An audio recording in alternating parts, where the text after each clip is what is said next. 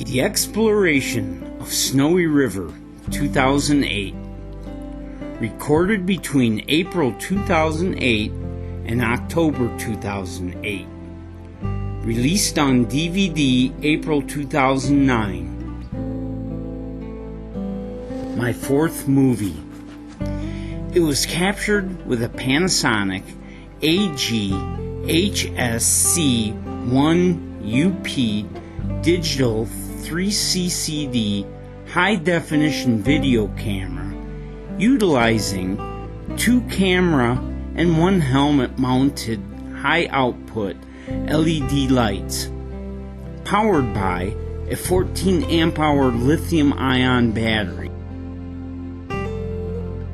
After the radiolocation and dig, the Snowy River Passage in New Mexico's Fort Stanton Cave was found to be flooded. It mysteriously dried up in the fall of 2007, paving the way to continue the surveys started in 2003. The movie begins with a brief overview of the discovery, 2003 exploration, radiolocation, and dig. It then documents the April and July 2008 expeditions to Snowy River and the discoveries that were unearthed during the exploration. Furthermore, highlights of the October expedition are also covered.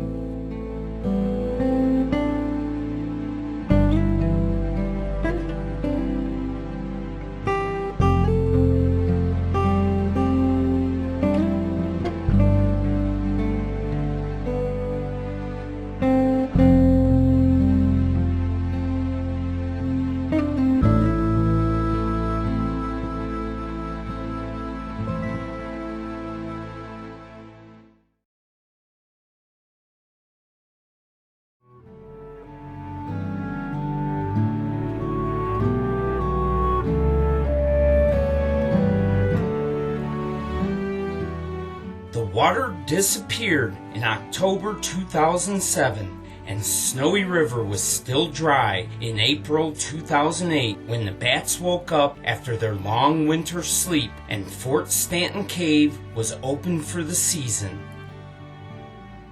Arriving at Turtle Junction, covered in mud, they changed into clean clothes and entered Snowy River to begin the trek south.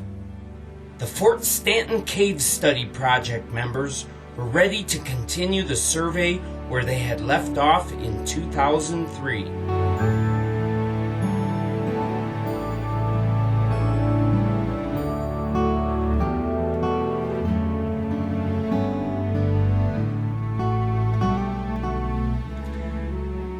The cavers of the early 1970s could never have imagined what was at the end of their Priority 7 dig.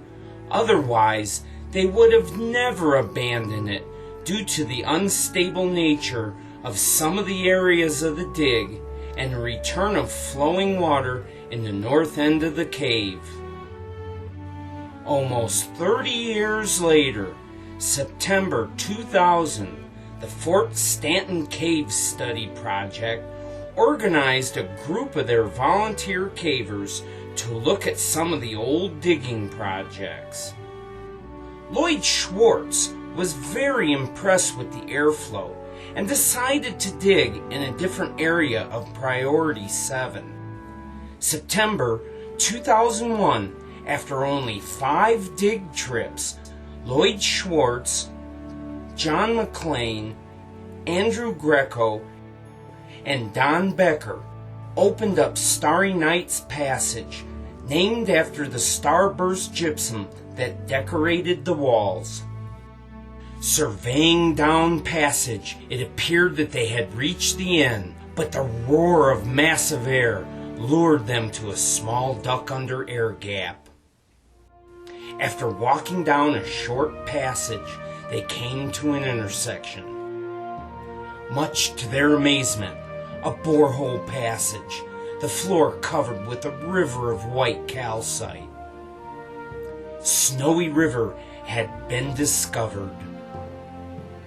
But before exploration could continue, the Bureau of Land Management, the administrator of Fort Stanton Cave, required a gate to be installed to protect the Snowy River Formation and the preparation of an environmental assessment to define the approach to further exploration. Finally, in July 2003, the first expedition, heading south, they surveyed a half-mile of passage in Snowy River and discovered a muddy side passage and named it Mud Turtle after a rock formation at the entrance. The Labor Day expedition began on August 30th, 2003. 2 survey teams entered Snowy River. One team picked up the survey in Snowy River South and added almost another half-mile with no end in sight. The other team headed north and surveyed a little over 2/3 of a mile, finding a large side lead and discovering snowy rapids. The next day, September 1st, a single team surveyed about a 1/4 mile in Snowy River North when they encountered flowing water, which they named Crystal Creek. The environmental assessment stated that until water samples were taken, no one could enter the water for fear of biological contamination. So the team turned around and headed to the large lead to the east that was noted the day before. Surveying up a huge unconsolidated breakdown pile, they discovered a train-sized tunnel about halfway up. This they named the Metro. But it was late, and it was time to leave, only surveying a couple of 100 feet of passage. October 2003, the Columbus Day expedition. 3 days were spent exploring the Metro, netting almost 1¼ miles of passage before finding Disappointment Dome that marked the end of the passage. There was also a trip to Snowy River South, adding another 1/4 mile and ending the survey where the passage had lowered to a 2-foot high, 20-foot wide crawlway. But the most significant trip was yet to come. October 14th, Mud Turtle Passage was surveyed, and when the map was plotted, it was found that Mud Turtle Passage ended in breakdown 40 feet down below Don Sawyer Memorial Hall. Discovered in 1971 by digging and blowing rubble at Roaring Hill Passage, the cavers could not find the source of the airflow. Now the mystery was solved. The air was coming from Mud Turtle and diffusing throughout the entire breakdown in North Don Sawyer Memorial Hall. When the October expedition ended, the Snowy River survey was slightly over 2 miles in length, and with the Metro included, almost 3½ miles of passage had been discovered. But in November 2003, the Bureau of Land Management decided to close Priority 7.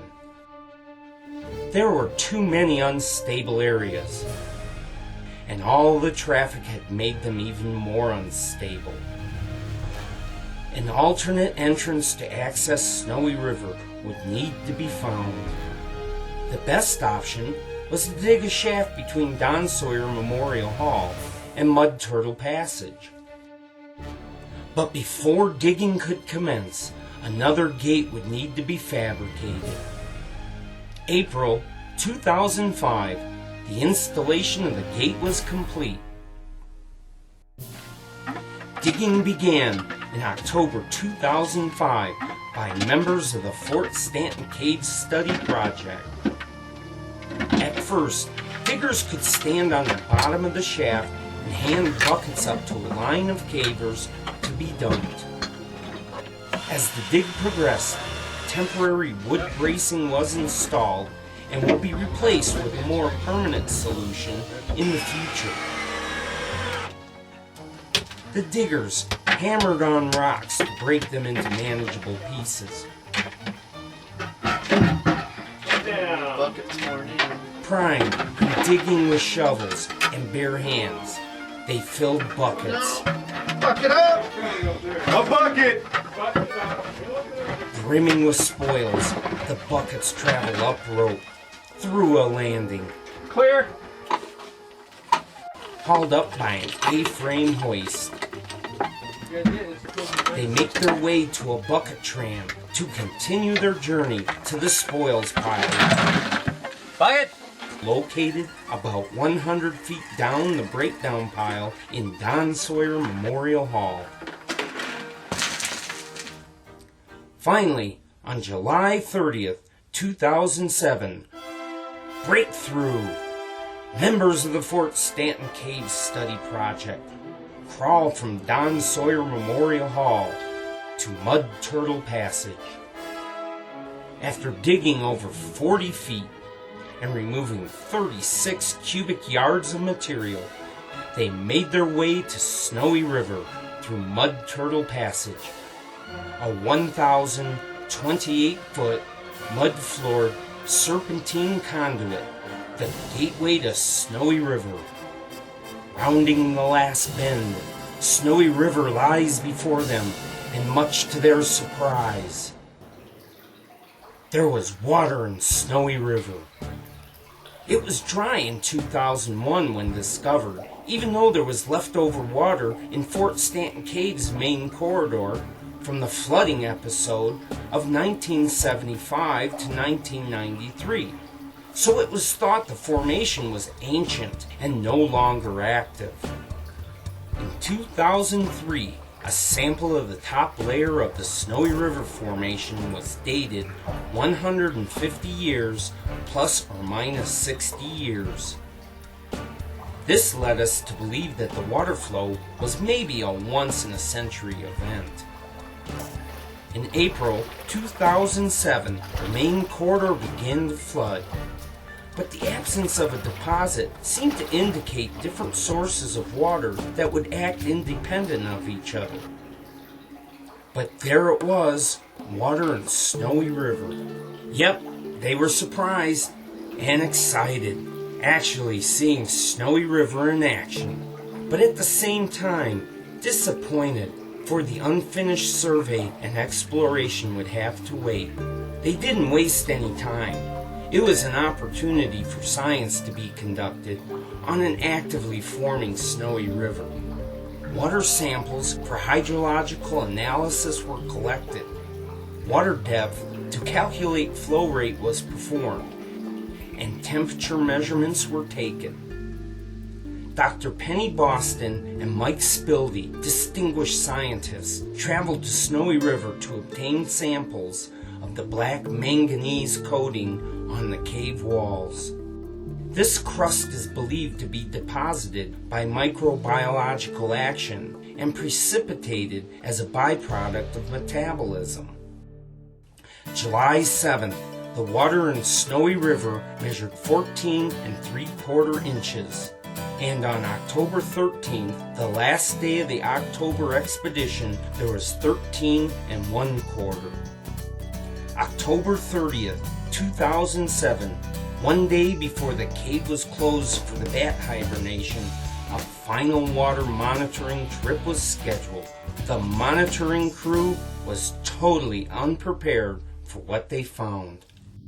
Snowy River was dry. After falling a ½ inch per month from July to October, 13 1/4 inches of water disappeared in a little over 2 weeks. Everybody had assumed it would take at least 2 years to dry out. Everybody was encouraged. If the formation stayed dry, exploration could begin after the cave opened in the spring.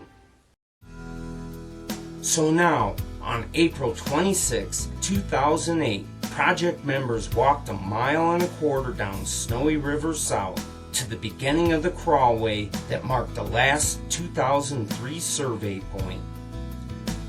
The area pinched down so low that the team had to roll down passage.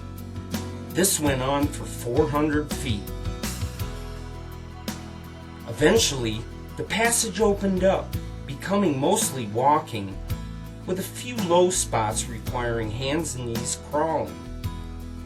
Surveying on, they encountered Snowy River Spring, the point at which the formation goes under the east wall and was too tight to enter. But the main Snowy River passage continued, although muddy and without a calcite lining, to a room with a large breakdown pile. This is where the survey ended, with a total distance of 1,395 feet, almost a half mile of passage. A few days later, on April 29th, exploration continued at the beginning of the breakdown room.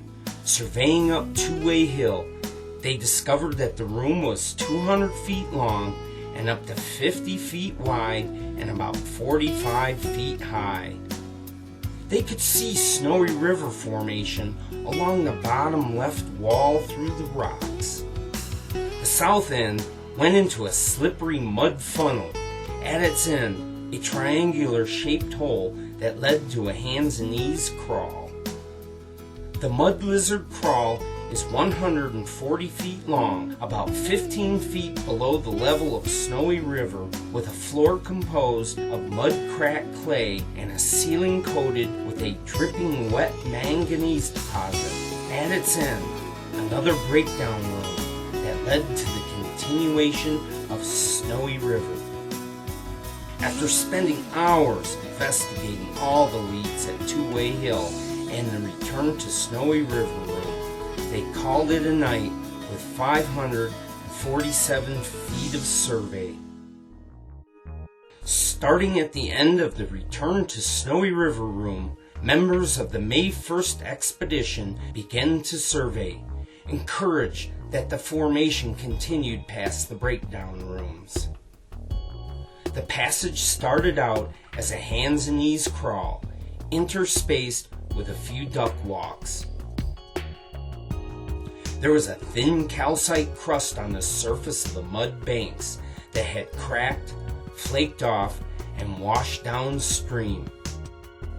In several places, dripping water had washed a delta of mud from the banks onto Snowy River, staining the calcite deposit for several feet downstream. After negotiating a few more obstacles, including some nasty belly crawling, Snowy River became a series of low pools, floored with cemented calcite rafts and mud-covered ceiling pennants. Heading south, the passage continued to increase in size, gradually changing into a 15-foot-high canyon. With its two parallel lines running along the sides, it was named the Underground Railroad. Ending the survey at midnight with 1,515 feet, a little over a third of a mile, the team started the 7-hour trip to the surface. The 3 April expeditions added 2/3 of a mile to Snowy River south. June 28th, day 1 of the July expedition, the team started at the Underground Railroad. After a short distance, the Snowy River formation began to meander from side to side. To avoid time-consuming clothing changes, plastic strips, nicknamed magic carpets, were laid across the mud banks, a practice used elsewhere in Snowy River. In addition to the Snowy River formation, this area featured ripples in the mud lining the sides. Mud vermiculations, and extensive starburst gypsum that had crystallized on the surface of the mud coating the cave wall, and mud stalagmites perched above Snowy River. Surveying the meandering passage, the dimensions stayed roughly 15 by 15 feet. But they ran out of time before they ran out of passage, ending while the corridor went on big as ever. Their total, 2,448 feet, a half mile of virgin cave. SRS 214, the last point for the previous team, but the beginning of a new day's survey for the July 1st crew. With light on station, the instruments were read and the coordinates recorded. Distance between survey points were measured with a laser disto. Then the profile and plan view of the passage were sketched. Littering the formation, calcite rafts had washed from the thin crust coating the banks of Snowy River. At SRS 218, a cross passage was found, the first major lead since Turtle Junction. But the main focus was on Snowy River, so they continued on, finding an area at SRS 225 decorated with stalactites, a rare occurrence in Snowy River. There was also some thin velvet flowstone along peripheral ledges and leopard-spotted columns flowing down from above. Snowy River became a low pool as it flowed around rocks at SRS 231. Rounding a bend at SRS 241, the ceiling jumped to 35 feet and another large opening appeared on a balcony above. To honor the early Fort Stanton Cave explorer, Robbie Babb, who passed away December 2007, this grand gallery was named Babb's Borehole. The exploration ended at SRS 244, where some large breakdown blocks had covered the passage floor. Calling the area Buenos Aires because of the good airflow, the team finished at 3 a.m. with 2,449 feet of survey, another half mile added to Snowy River. The last trip of the July expedition was on the 4th. Crawling under the Buenos Aires breakdown, the passage continued, with Snowy River meandering from side to side until they reached SRS 262, where a large collapsed dome with a 50-foot ceiling nearly blocks Snowy River. At SRS 275, an even more significant breakdown area was found, with a low continuation of Snowy River at the bottom right of the passage. Reaching SRS 285, the team was amazed by a cascade flowing down from a 50-foot head wall. And because it was discovered on the 4th of July, it was called Liberty Falls. Just around a bend, another cascade was encountered, high on the right wall, with a large lead next to it. Ducking under another breakdown, they emerged at SRS 289 and surveyed their way to SRS 302, where they came to a large breakdown pile that had collapsed over Snowy River. It was 1:15 a.m., and with no clean route around, they named it Mount Airy for the noticeable airflow and began to head out of the cave with 2,975 feet surveyed, a little over a half mile. The 3 July expeditions added 1.5 miles to the map, and with the April expeditions, Snowy River stands at 4.1 miles, perhaps the longest continuous calcite formation known in a cave in the world, and with the metro added, there is a little over 5.5 miles of passage. A couple of weeks later, on July 27, 2008, Fort Stanton experienced a tremendous flood event. when the remnants of Hurricane Dolly dumped around 3 to 4 inches of rain in the immediate area and up to 7 inches in the nearby Ruidoso area.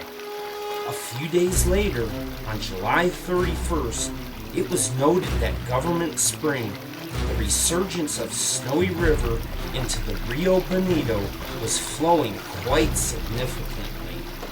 So on August 3rd, a team traveled to Snowy River to investigate. Snowy River was flowing again. Data loggers to electronically monitor water levels and temperature were immediately installed. During the October expedition, many other projects were tackled. There was digging on a lead in Helictite Hall. A radio location was performed at Wheeler Fisher and the Bone Dome, using a receiver on the surface to triangulate a precise position of a beacon in the cave.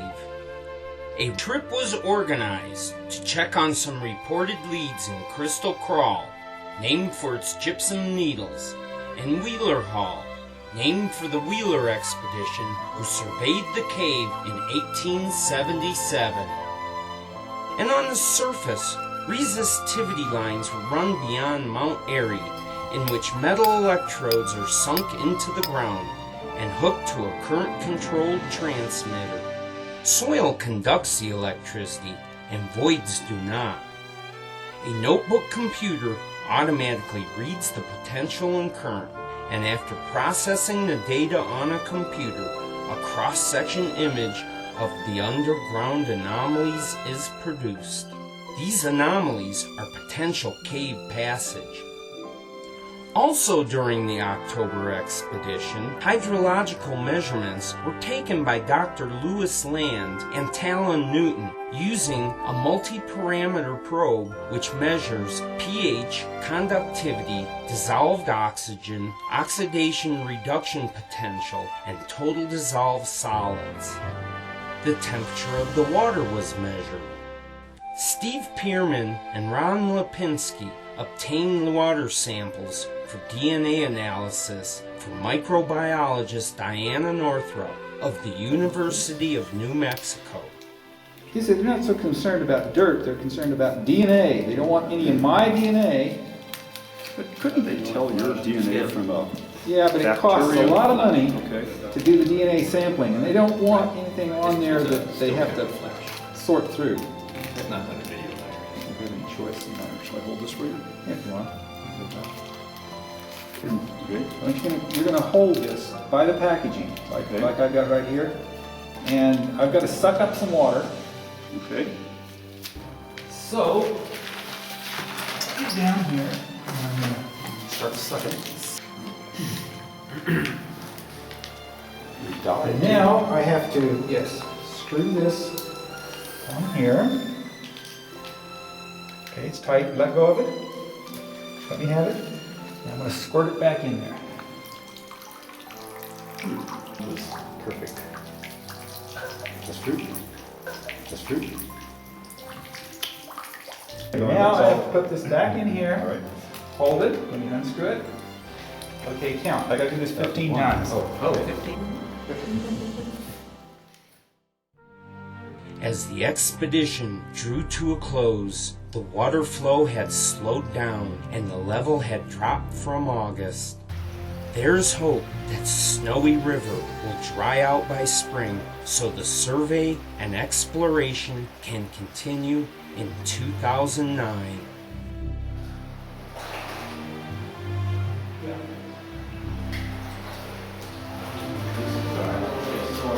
River Alligator right there. Snowy Gator.